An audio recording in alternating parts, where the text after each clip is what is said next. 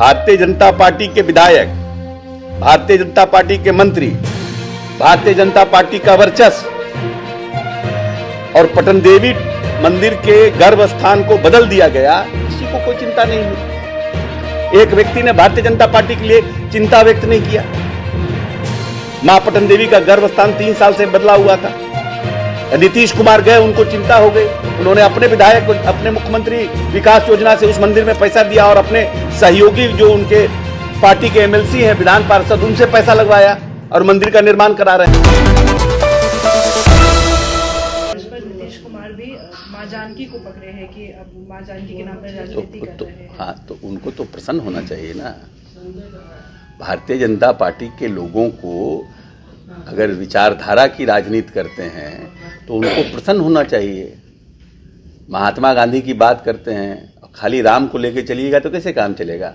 ये देश तो सीताराम से चलता है ना भाई। तो सीताराम से देश चलेगा और सीता को आप भुला जाइएगा।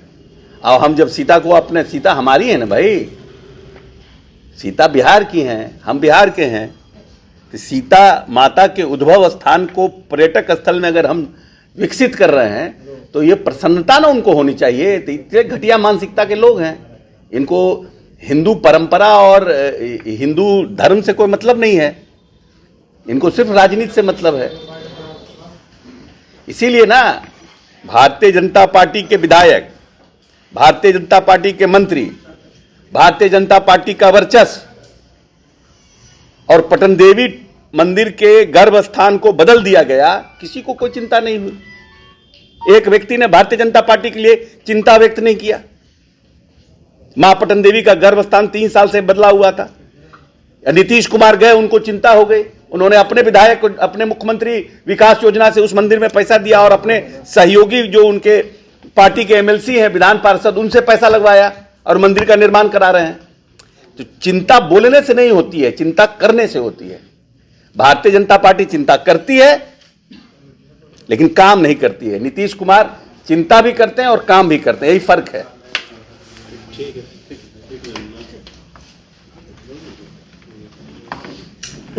के राह में यूपी का बुलडोजर रोरा बन रहा है। नहीं, श्रवण कुमार जी का बयान आया कि एक इंटर कॉलेज के परिसर में होना था। कॉलेज प्रशासन ने कहा था कि हम आपको अनुमति दे देंगे, लेकिन अब कॉलेज प्रशासन मना कर रहा है। श्रवण जी आगे ये भी कह रहे हैं कि कॉलेज प्रशासन को स्थानीय प्रशासन धमकी दे रहा है कि रैली होगा तो बुलडोजर चला देंगे। क्या ये बात सही है सर?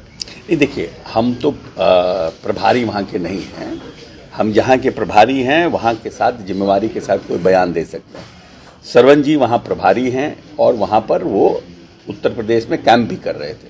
तो निश्चित रूप से ये परसेप्शन है कि वहाँ के प्रशासन ने, कॉलेज प्रशासन ने पहले एग्री किया था या नहीं एग्री किया था, ये तो श्रवण जी का जो बयान है वही, उसी को हम लोग सत्य मानेंगे क्योंकि वो हमारे प्रभारी हैं।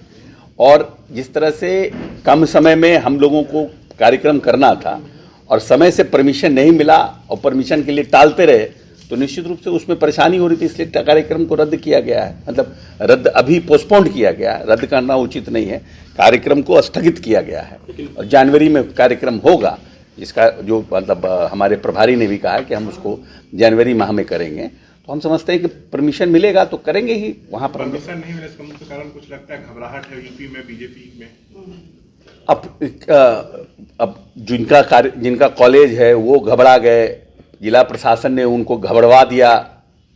क्या हुआ ये तो भीतर का ही बात जानेगा, लेकिन हम लोग तो कार्यक्रम करना चाहते थे।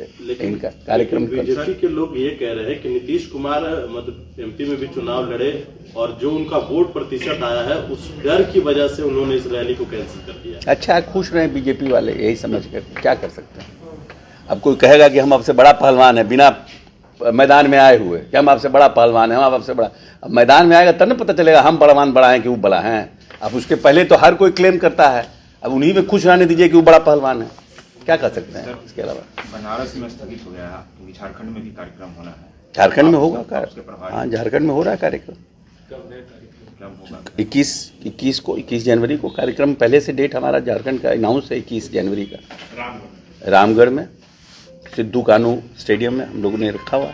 इंडिया गठबंधन के लोग भी उस रैली में रहे। नहीं, वहाँ हम लोग अपनी रैली कर रहे हैं, हमारे जनता दल यूनाइटेड की रैली है और जहाँ जहाँ जनता दल यूनाइटेड मजबूत होगा तो निश्चित रूप से हमारे जो गठबंधन के साथी हैं वो भी मजबूत होंगे, इसमें कहाँ दो मत है। इंडिया अलायंस पे एक सवाल खड़े हो रहा है कि इंडिया अलायंस इन कहीं दिख नहीं रहा है, ना कोई मीटिंग हो रही है। अभी हुआ है घटना, उसके बाद 13 MP को सस्पेंड कर दिया गया है। कैसे देखते हैं, मतलब क्या गृह मंत्री से सवाल भी ना पूछा जाए? नहीं, देखिए ऐसा है कि जो घटना घटी,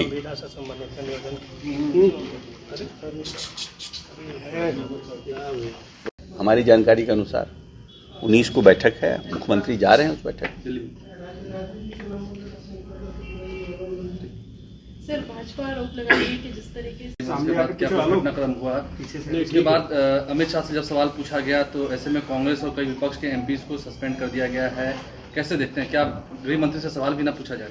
ये देखिए ऐसा है कि पार्लियामेंट में की घटना का वो दिन था और दूध का जला मट्ठा भी लोग फूक फूक कर पीता है और कहीं न कहीं पार्लियामेंट की सुरक्षा में चूक हुई है, इस बात से इनकार नहीं किया जा सकता है। और पार्लियामेंट की घटना के वर्षगांठ के दिन ही अगर इस तरह की घटना हो, खुदा ना खास्ते कोई बड़ी घटना हो जाती, तो इसका मतलब कहीं ना कहीं सुरक्षा में चूक हुई है और इसको डिनाई नहीं किया जा सकता। जो लोग सवाल पूछ रहे हैं उन लोगों के लिए भी उनका सुरक्षा का सवाल था।